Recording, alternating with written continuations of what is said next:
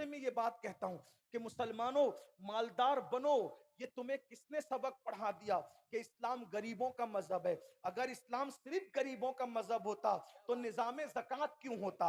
निजाम ज़कात तो है इसलिए, और निजाम सदका क्यों होता? गुलामों को आजाद करने का निजाम क्यों होता?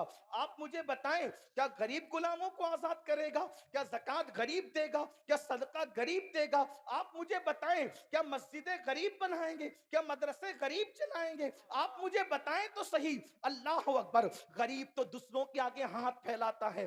बड़ी माजरत के साथ, मेरी फिक्र से कोई मुत्तफिक हो या ना हो, आप इख्तिलाफ कर सकते हैं, लेकिन मैं बड़ी जिम्मेदारी से इन मुकद्दस उलमा की मौजूदगी में कह रहा हूं, रसूल आजम से लेकर गौसे आजम तक, इमाम आजम तक, हमारे यहाँ कोई गरीब और मुफलिस नहीं है, और ना गरीबी और मुफलिसी का कोई तसव्वुर है।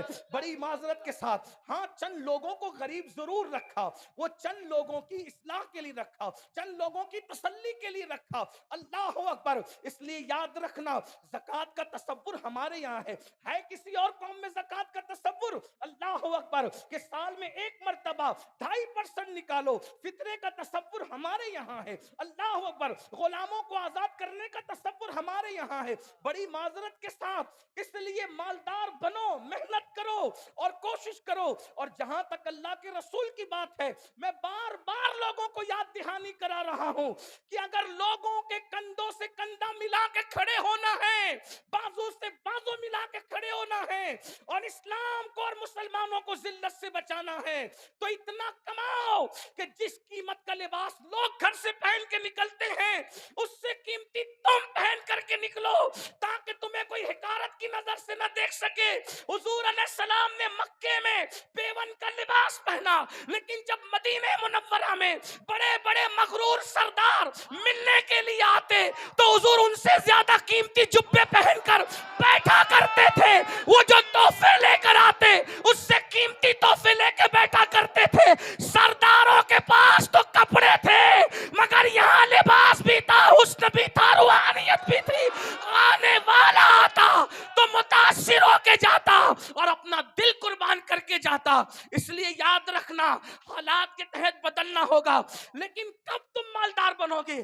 3-3 बजे तक इंटरनेट पे जिना की फिल्में देखोगे और दोपहर में 12-12 बजे तक सो के उठोगे, तो क्या तरक्की करोगे? स्कूल में जाके लड़कियों को पटाओगे तो क्या डिग्रियां हासिल करो? ये हंसने की बात नहीं है। ओ जालिमो, जैसे बिल्ली की नीयत छिछड़े में है, वैसे तुमने अपना किरदार बना लिया। जुमले तल्ख लगे तो माफ करना।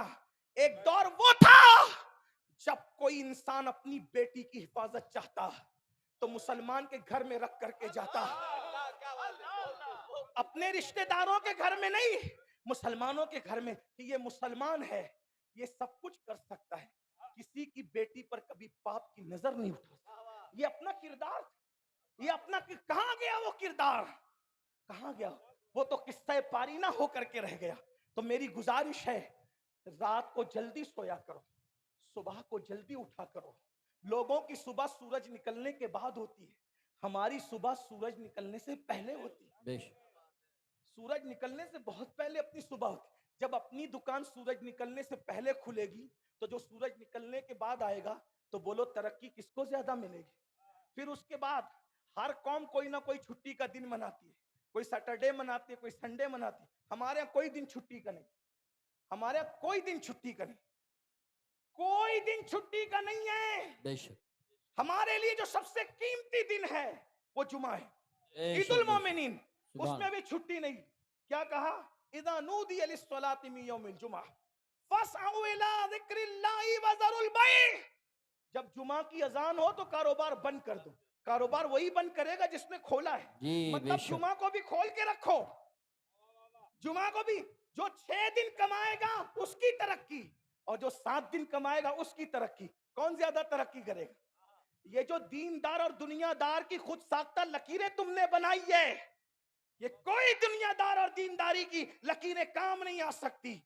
अगर कोई बंदा फराइज वाजिबात की पाबंदी के साथ दुकान पे हलाल कमा रहा है तो वो दुनियादार नहीं है, इस्लाम की नजर में वो भी दीनदार है। बेशक, सुभान अल्लाह, सुभान वो भी अल्लाह। दीनदार है। इसलिए कि ऐसा हुआ है, एक साहब फजर पढ़ के सीधा मार्केट जाने लगे तो किसी बुजुर्ग ने कहा, या रसूल अल्लाह, कितना अच्छा होता इसने जाने में जल्दी कर दी। मेरे करीम आका ने फरमाया, अगर ये हलाल के लिए जा रहा है, अपने बच्चों की मोहताजी से, अपने बच्चों को मोहताजी से बचाने के लिए जा रहा है, तो इसका मार्केट में जाना भी इबादत है। जो हलाल कमाते कमाते मेहनत के पसीने में शराबार होता है, हर पसीने का कतरा गुनाह का आखिरी हिस्सा लेकर के टपका करता है, और जब वो अपने घर थक कर आता है तो गुनाह से ऐसे पाक हो जाता है जैसे वो अभी अपनी माँ के पेट से पैदा हो। सुभान अल्लाह, माशाअल्लाह।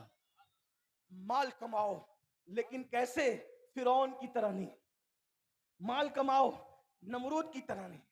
माल कमाओ बुख्त नस्र की तरह नहीं। माल कमाओ शद्दाद की तरह नहीं। बेशक, माल कमाओ सिद्दीक अकबर की तरह। माल कमाओ सुभान अल्लाह। उस्मान गनी की तरह। माल कमाओ इमाम हुसैन की तरह। माल कमाओ इमाम हसन की तरह। करबला करबला करबला सुनते हो पढ़ते हो, अकल नहीं आई? आपके हल्द्वानी में बड़े से बड़ा कितना भी करोड़पति आदमी हो, अगर उसके दरवाजे पे कोई भीख मांगने आए, ज्यादा से ज्यादा कितना देगा? 10 रुपए, 50 रुपए, 100 रुपए, और उस पर भी सीना फुलाएगा। क्या मेरे कादरी ने देखा कि नहीं देखा? मुफ्ती साहब ने देखा कि नहीं देखा? अल्लामा जाहिद ने देखा कि नहीं? यही है ना। पता है इमाम हुसैन और इमाम हसन के दरवाजे पे लोग आते थे भीख मांगने। दोस्त लोग नहीं, भिखारी लोग भीख मांगने।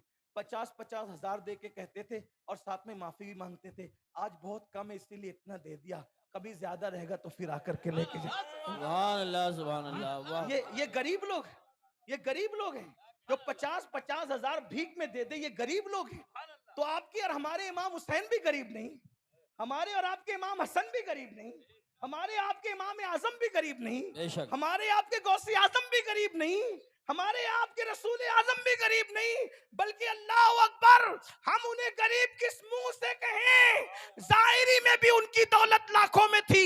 ये और बात थी, सुबह आती थी शाम को तकसीम करके पेट में पत्थर बांध लेते थे, क्योंकि वो गरीबों के भी रसूल थे और अमीरों के भी रसूल। बेशक, सुभान अल्लाह, सुभान अल्लाह। वाह, वाह, इसलिए वाह। अपने वक्त का सही इस्तेमाल करो और मालदारी के चक्कर में दीनदारी मत भूल।